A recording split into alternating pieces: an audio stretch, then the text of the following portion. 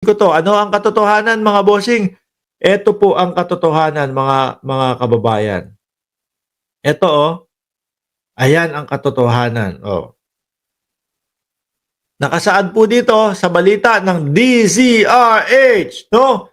Umaasa ang kampo ni ayan 18 oras nung ipinaskil ito o nung ipinost. Umaasa ang kampo, no? Ni dating Pangulong Rodrigo Duterte, na ilalabas ang International Criminal Court, no? Ulitin ko nga, umaasa ang kampo ni dating Pangulong Rodrigo Duterte na ilalabas ang International Criminal Court ngayong Hulyo o July mga kababayan. Sakto nyo nga ng birthday ko. Ay! Wala nga magbe-birthday. No? Nabubuko tayo ni Chris Rose, ni Madam Chris Rose. Diba? Umaasa ang kampo ni dating Pangulong Rodrigo Duterte na ilalabas ng ICC ngayong Hulyo ang kanilang desisyon hinggil sa petisyon for interim release na inihain ng mga abogado ng dating presidente, no? Noong Hunyo 12. Yan ang katotohanan. Walang katotohanan yung sinasabi, mga kababayan, na lumabas na, makakalaya na, palalabasin na. Diba? Ayon kay Nicholas Kaufman, ang abogado ni Duterte, posibleng maililipat ang dating Pangulo sa isang bansang kasapi ng ICC bago matapos ang buwan.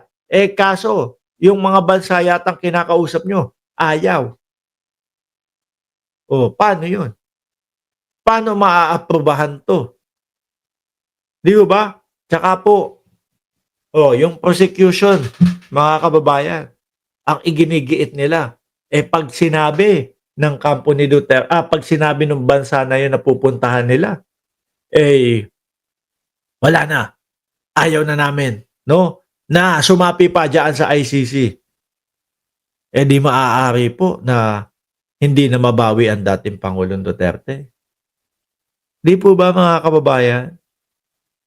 Mahihirapan itong mga ito. Pag-amin mga bossing, no? Sila na mismo ang nagsabi. Sila na po ang may sabi, mga bossing. Dali.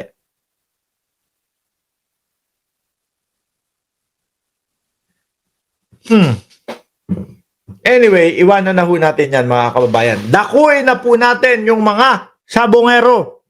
Walang mayamang bansa na tatanggap sa isang murderer. Sabi ni Elena Garcia. Sabi ni Sir Tony Ninobla, ginagatasan lang ni Kaufman, si Digong at Sara sa buwan-buwan 150 million na lawyer fee. Kaya kung ano-ano na lang ang sinasabi.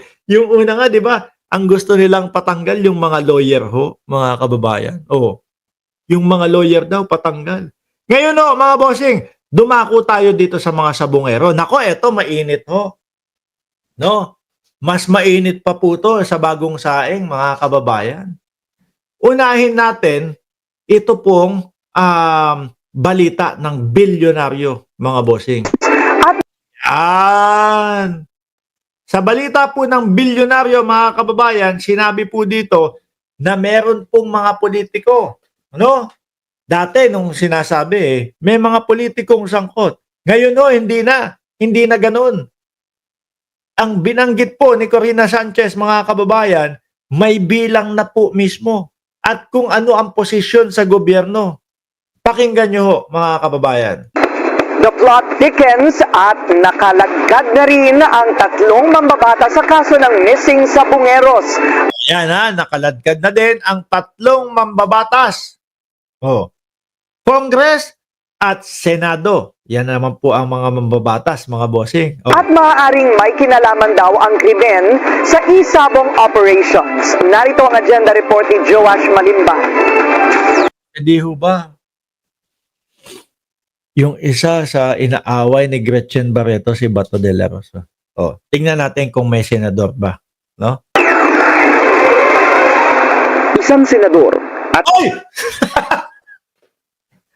Ibinagsak agad Ibinagsak agad, mga bossing Isang senador. Oh, yun agad ang sinabi. Isang senador. Matanong ko kayo, mga kababayan, 24 ho ang senador natin. 'Di ba? Hindi, 23 kasi si Angara, 'di ba? Nalipat na bilang bilang DepEd Secretary. O 23. Sa 23 ho nating mga senador, mga kababayan ngayon, sino lang po ang narinig nating pangalan na nasabit diyan? Sabi ni Honey Sky, Bongo. Nasabit ba si Bongo? Nasabit ba yung pangalan? Para ang 24. Sino pumalit? 24 na ulit kasi nga eto nang may mga papasok na. Anyway, 23, 24. Sino po ang narinig nyo na nasabit diyan? Ang pagkakarinig ko, isa lang mga kababayan, Bato de la Rosa lang po eh. Yun po yung kay yung kay sino to? Yung kay Gretchen Barreto na sinasabi niya, di ba etong si Bato de la Rosa tumatalpak to at merong pake o merong parang utang. Yun yung pake, no? Pakilista mo muna. Una ho talagang pumasok sa isip ko, Bato de la Rosa, dahil yun po ang lagi kong naririnig eh. Mga bossing, sabi ni Gracious Grace, si Calbongero. Di ba? Baka si Bato nga. Tuloy. Dalawang congressman ang Dalawang congressman na doon po sa pangalawa nating topic tungkol ho dito mga kababayan. May dalawang congressman, no? Na nabanggit po. Babalikan natin mamaya yon. Papakita ko ho sa inyo, mga bossing, kung sino yung mga tinuro na dalawang congressman. Pero yung senador ho, isa lang po talaga ang naiisip ko. Si Batorni, mga bossing. itinuturong sangkot umano sa pagkawala ng 34 na sabungero. Ayon sa Politico.com, kasalukuyan ng bini-verify ni Justice Secretary Boying Remulla ang ilan sa mga revelasyon ng whistleblower na si alias Totoy. Ayon daw kay Totoy, kilala ang sangkot na senador sa kanyang mga isinasagawang outreach program. Ang gumagawa ng outreach program ho, mga bossing, si Bungo, mahilig yan, di ba? Yung mga malamalasakit niya. Yung mga malamalasakit niya. Di ba? Tsaka yung sabi kapag ka merong mga inauguration, laging pasok yan si Bungo, laging napunta yan sa mga inauguration, Sabi ni Patrick Joaquin, outreach, malasakit, simpleng tulisan niya si Bato. Si Bato din, merong mga yan. Meron din niya mga tupad, yung mga ganon. May mga tupad, may mga AX, may mga